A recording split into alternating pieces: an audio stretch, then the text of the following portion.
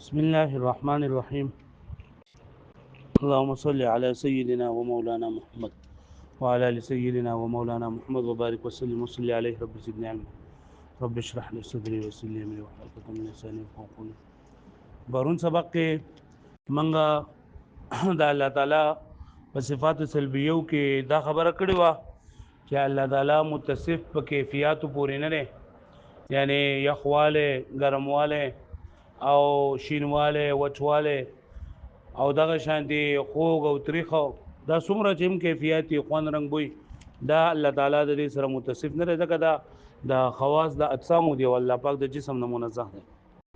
بل الله تعالی په هیڅ یو مکان کې متمکن نه دی او په هیڅ یو حیز کې متحیز نه دی. مکان تمکن او په تحیز کې فرق ویلو چې تمکن چې نه دا عام دی، دا ویل کېږي هر هغه شی چې هغه متمکن خاص دی، چې هغه ممتد سیز راګر کړي، متحیر چې ممتد راګر کړي غیر راګر کړي.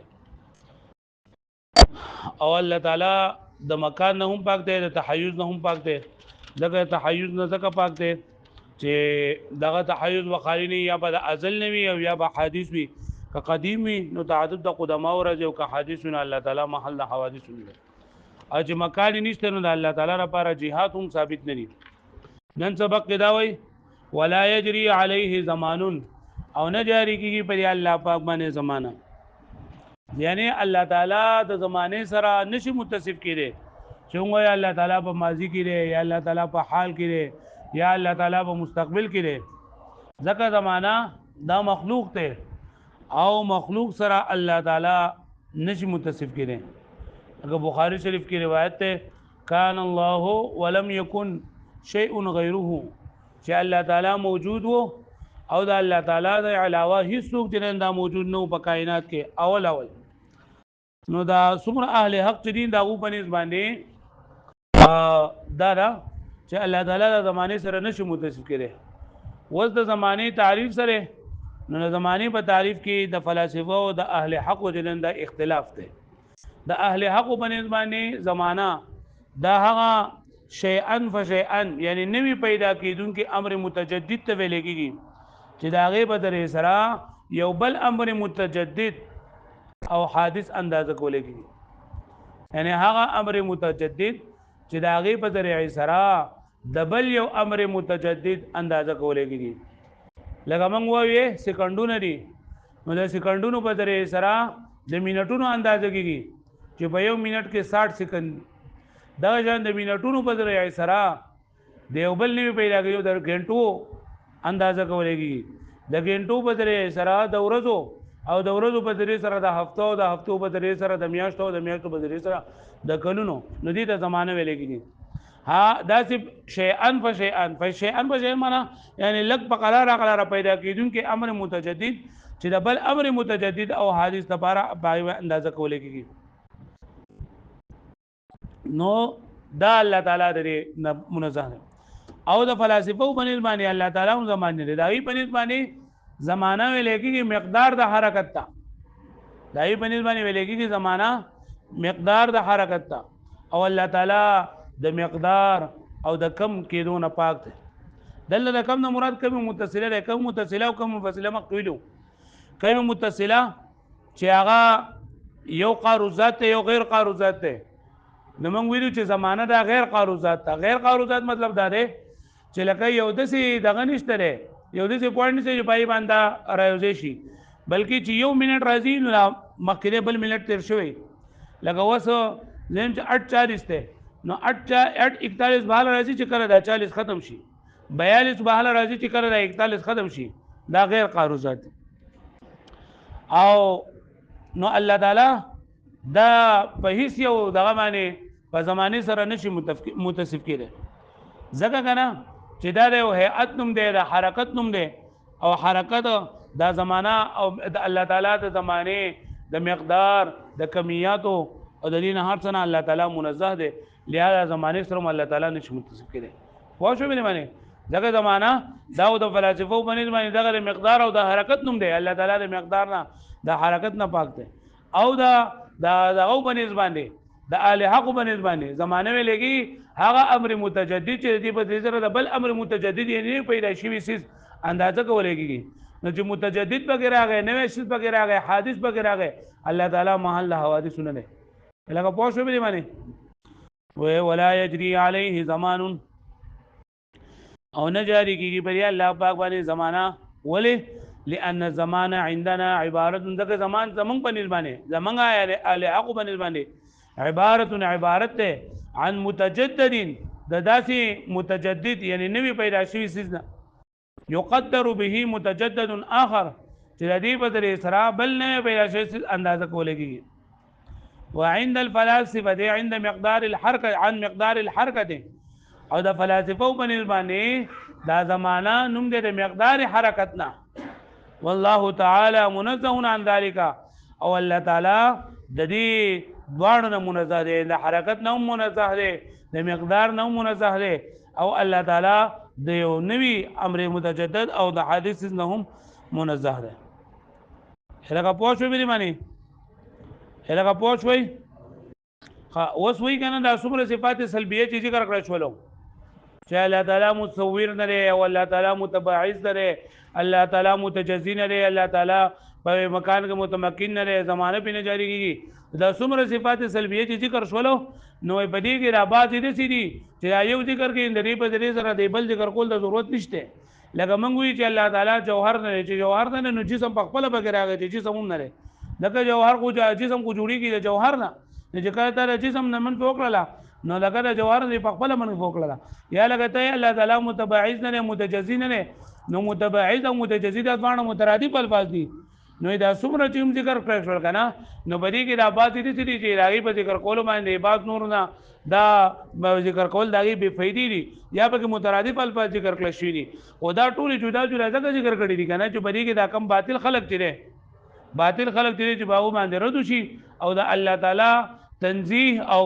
په کامل او مکمل طریقې سره د الله تعالی تنزیه وشي لکه پوه شو به معنی وای عالم پوه شو په خبره باندې ان ما ذکره من التنزیهات هغه چې ذکر کړی دي مصنف رحمه الله دې تنزیهاتونه یعنی د الله تعالی لپاره کوم صفات سلبیه چې الله تعالی د ذکر کړل دلته بعضو یغنی عن البعض بعض دې نه بے پروا کولګي دې په دې سره د بعضونه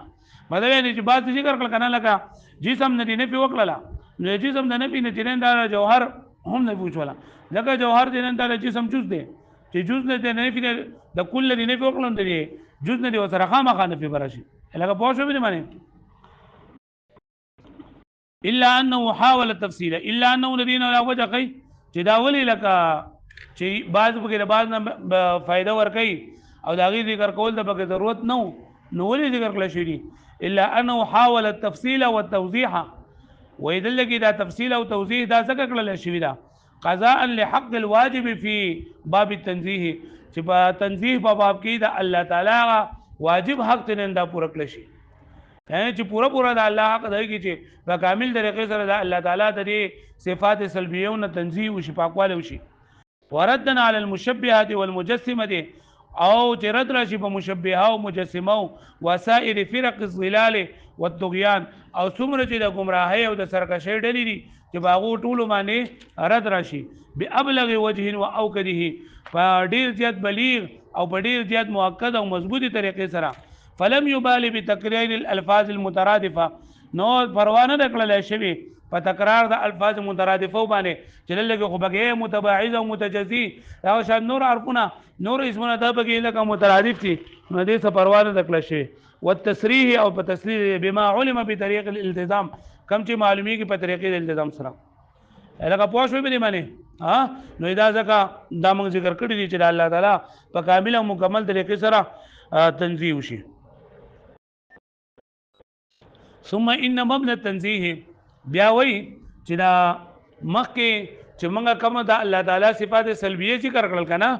چې دا الله تعالی عارض نه دی او الله تعالی جسم نه دی او الله تعالی بار جوهر نشته دی نیو خدا چې نه دا ذکر کړی دي عام علماء کرامو د دین علاوه نور مشایخ چې کوم دي ماتوریدیه هغه هم د الله تعالی د دې صفات سلبیه او د معنی ذکر کړی دي لیکن هغه صفات سلبیه او هغه معنی چې کوم دي نو هغه لکمزوري دي دیو جن ماتین هغه نه ذکر کړي کمزوري دي او په دې وجه باندې هغه نه ذکر کړی کنه چې لکه خلک به بیا دا خبره کوي چیرې د دین او بنیاد چې په کوم عقاید باندې په کوم دلایل باندې هغه دلایل کمزوري دي لکه دل کې یو خو د دې عرض او د جوهر او د جسم د دې مخکینی معنی تیر شوي وس چې مشایخ کوم معنی د دې کړي نه هغه ذکر کوي چې ثم ان مبنى التنزيه عما ذكرت بیا مبنى التنزيه یعنی کوم صفات سلبیه چې موږ د دې مبنا عما ذكرت هغه چې ذکر کړل شي دي على انها تنافي وجوب الوجود چې دا منافي دي دا واجب الوجود لما فيها ځکه په دې کې شایبه د حدوث او د امکان ده علامه اشرنا الیه چې موږ ورته اشاره کړی ده او لا على ما ذهب الیه المشایخ نه هغه چې تللی دی د مشایخ نه مراد مشایخ د ماتوریدیو یعنی مشایخ د ماتوریدیو چې کم دلایل پیش کړی دي نو کمزوري دي دا سری کمزوري دي او کمزوري دي ولې ځکه چې په دریو نه طالب علمان چې کم دین ته هغه ته دای کمزوري معلومي او بل چې کوم مخالفین دي او بیا تان کوي چې هغه د دې سيزونو نفي په بنیاد د نفي او بنیاد نه په کمزوري دلایل باندې من ان مان العرض بحسب اللغه ما يمتنع بقاؤه لکه دا د مشایخ د عرض معنی دا کړی ده کنه چې هغه بقا ممتنع وي لکه موږ عرض قائم بالغیر دا وي کنه د مشایخ معنی کړی دا ما يمتنع بقاؤه هر هغه چې هغه بقا ممتنع وي نو دا عرض دا معنی چې نه دا صحیح نه ده ځکه کچرته یو عرض د پیدا شي چې لکه ته الله تعالی عرض نه لري ځکه عرض دې ته ویل کېږي چې داغه بقا ممتنع وي نو هغه زبردست عرض وکم چې داغه بقا به ممتنع نه وي بقا به داغي وي نو چې کله داغه څه ما ته وکه چې هغه بقا شته نو بیا به الله پاک د پرته عرض ثابتې سو الله پاک د بار خو بیا عرض نه ثابتېږي نو دې مشایخ ماتوریدیو چې د عرض کومه معنی کړی دا چې ما يمتنع بقا او دا معنی چې دا کمزوري ده پرې کې خرابي ده لکه پوه شو به معنی دغه شانتي ومعنى الجوهر د جوهر معنی کړی دا چې ما یترکب عنه غیره چې هغه نه بعد بل څه نه جوړ شوی نو کده چې جوهر په کوس را پیدا شي چې هغه د بل چانه نه جوړ شوی نو بیا به تعالی الله پاک د پاره اطلاق کیسو د جوهر بیا هم د الله پاک باندې جوهر اطلاق نه کیږي لکه پوه شوي لکه موږ وایو الله تعالی جوهر نه لري نو مشایخ د ماتوریدی وایي چې د جوهر معنی دا ده چې ما یترکب عنه غیره چې داغه داینه نور څه جوړ شي نو زبردست جوهر وخما چې هغه نه بل څه نه جوړ شي نو بیا ول الله پاک د پاره بیا جوهر ثابتې سو بیا هم الله پاک د پاره جوهر نه ثابتېږي لکه پوه شوي به معنی ومعنى الجسم ما يتركب هو عن غيره او معنی د جسم دی مشایخ کړي دا ما يتركب هو عن غيره چې هغه جسم چې هغه جوړ شوی وي د بل چانه چې هغه جوړ شوی د بل چانه بدلیل قول ما هذا ادسم من ذلك چې دا جسم غټ ته د بل نه یعنی د یو جسم اجزا چې د لګوي د بل جسم اجزا د ډیر وي نو د کم چې ډیر وي نو هغه ته لګي هذا ادسم من ذلك چې دا د بل نه ډیر غټ جسم والے نو د جسم دا معنی کړی دا چې لکه چې هغه د بل څه نه جوړ شوی نو کوم چې اوس د څه پیدا شي چې د بل چا نه جوړ شوی نو بیا به ته الله پاک د پاره جسم اطلاق پکې سو نو دا خبر ویم کمزوري ده وان الواجب لو ترکب او بله دوی کنه کا واجب لذاته یعنی الله تعالی د ذات دا مرکب نه نه وای کدا مرکب شي نو بیا به خالی نه دوه حالونه یا به دا په صفات کمال سره متصف وي او یا به دا په صفات د کمال سره متصف نه وي کله دې اجزا په کمال په صفات د کمال سره متصف نو ټول اعلی صفت نه د اعلی کمال هغه واجب دی واجب نو بیا به تعدد د وجبا ورشي او کچرتا دا ته دغه وکي ته چې دا ناقص ده نو الله پاک د پاره با نقص دا لازم راشي وان الواجب لو ترکب او کواجب ذات دا کچته مرکب شي صحیح مرکب چې لکه جسم خو دې ته اجازه مرکب کنه نو کواجب الوجود دا ته مرکب والے نو فاجزاؤه اجزا لري اما ان تتصف بصفات الكمال یا ودا متصف په صفات د کمال سره ټول اجزا دا متصف په صفات د کمال سره او کمال کې ټول نه اعلی دي دا واجب ده نو فیلزم تعدد الواجبین لازم بشي تعدد د واجب